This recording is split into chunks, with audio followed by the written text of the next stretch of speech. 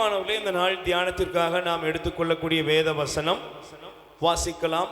ஒன்று குறிப்பேடு 4ஆம் அதிகாரம் 10வது வசனத்தை நீங்கள் எடுத்துக்கொள்ளுங்கள். 1 குறிப்பேடு 4ஆம் அதிகாரம் 10வது வசனம். யாப்பேசு இஸ்ரவேலின் கடவுளை நோக்கி, கடவுளே, மெய்யாகவே நீர் எனக்கு ஆசி வழங்கி என் எல்லையை பெரிதாக்குவீராக. உம் கை என்னோடு இருப்பதாக. தீங்கு என்னை துன்புறுத்தாது நீர் பாதுகாத்தருள்வீராக என்று மன்றாடினார்.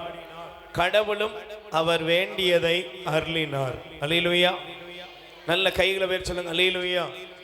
இந்த நாளிலே பாருங்க, யாப்பேசு என்ற ஒருவர் ஆண்டவரை பார்த்து ஜெபிக்கிற ஜெபமானது நமக்கு எழுதப்பட்டிருக்கிறது. Praise the Lord. சொல்லுங்க அல்லேலூயா. பைபிள் சொல்லுகிறது, யாப்பேசு என்றால் அவன் வேதனையின் மகன். ஒரு துயரமான ஒரு மனிதன், ஒரு வேதனையில இருக்கக்கூடிய ஒரு மகனாக யாப்பேசு இருக்கிறார். அல்லேலூயா. ஆனா அப்படிப்பட்ட ஒரு துயரத்தின் மகனாக இருந்த யாப்பேசு தன்னுடைய வாழ்க்கையில இதே துயரத்துல, வேதனையில, கஷ்டத்திலேயே இருக்க வேண்டும் என்று அவர் விரும்பாமல் ஆண்டவரை பார்த்து அவர் ஜெபிக்கிறார். அல்லேலூயா.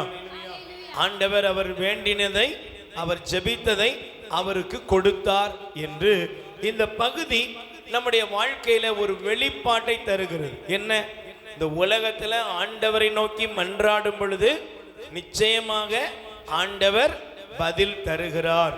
அவருடைய துக்கத்தை மாற்றுகிறார், கண்ணீரை மாற்றுகிறார், அவருடைய வாழ்க்கையில ஒரு உயர்வை கொடுக்கிறார். Praise the Lord. அப்ப இந்த பகுதியில பாருங்க, யாப்பேசுக்கு ஒரு ஆசை இருந்தது. என்ன ஆசை? ஆண்டவரே, என் எல்லையை பெரிதாக்க வேண்டும். ஆமென். சொல்லுங்க அல்லேலூயா. நீங்க இருக்கிற எல்லாருக்கும் உங்களுக்கு ஒரு ஆசை இருக்கணும். என்ன ஆசைன்னா, ஆண்டவரே எதையாவது தாருங்க அப்படின்னு அவன் ஜெபம் பண்ணல. என்ன ஜெபம் பண்றாரு? என் எல்லை பெரிதாக வேண்டும். Praise the Lord. சொல்லுங்க அல்லேலூயா. அப்படின்னா இந்த உலகத்துல வாழக்கூடிய எல்லாருடைய வாழ்க்கையிலுமே ஒரு ஆசை இருக்கிறது, ஒரு விருப்பம் இருக்கிறது. என்ன விருப்பம்? நான் நல்லா இருக்கணும், நான் முன்னேறணும், என் வாழ்க்கையில நான் எடுக்கிற முயற்சிகள் வெற்றி பெற வேண்டும் என்று ஒரு விருப்பத்தோடு தான் இந்த வாழ்க்கை பயணத்திலே வாழ்கிறோம். அல்லேலூயா. ஒருத்தர் போய் ஒரு செடியை நட்டுறாங்கன்னு வச்சுக்கோங்களேன். அந்த செடி நட்டினா அவங்க என்ன விருப்பத்தோடு நட்டுவாங்க?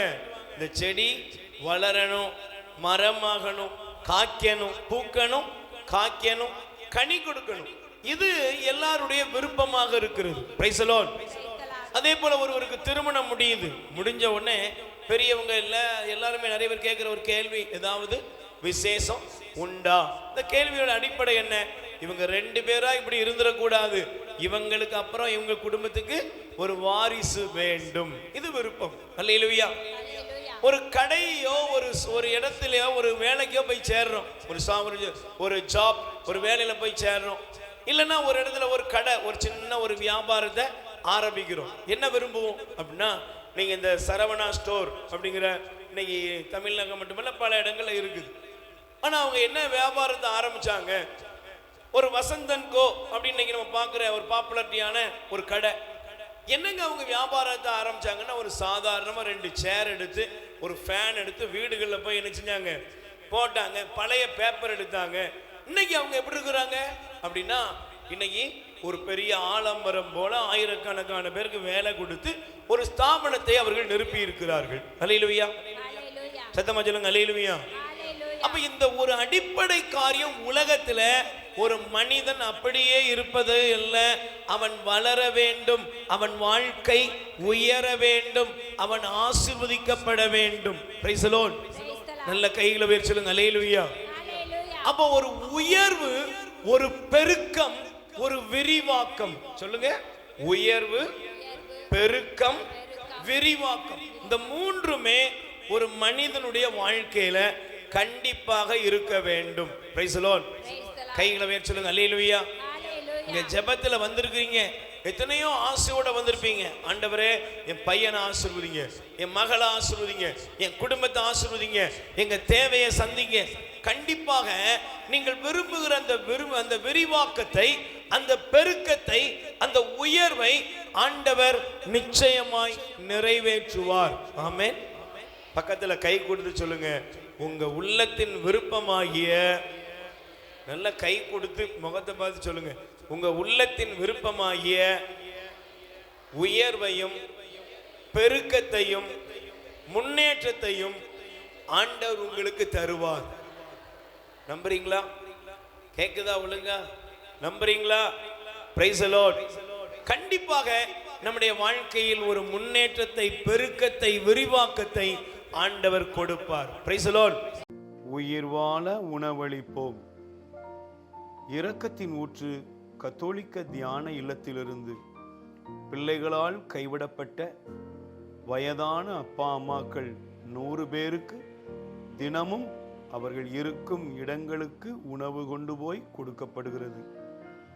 அன்புக்குரியவர்களே, உங்கள் பிறந்த நாள், திருமண நாள், உங்கள் இல்ல வைபவங்கள், இறந்தவர் நினைவாக நீங்கள் உணவளித்து உதவி செய்யலாம். உங்கள் அன்பு கரத்தை நீட்டுங்கள். ஆண்டவர் உங்களை ஆசீர்வதிப்பார். எங்கள் முகவரி: இரக்கத்தின் ஊற்று கத்தோலிக்க தியான இல்லம், புன்னைக்காயல், தூத்துக்குடி மாவட்டம். அலைபேசி எண் 9814182201. கடவுள் உங்களை நிறைவாய் ஆசீர்வதிப்பாராக.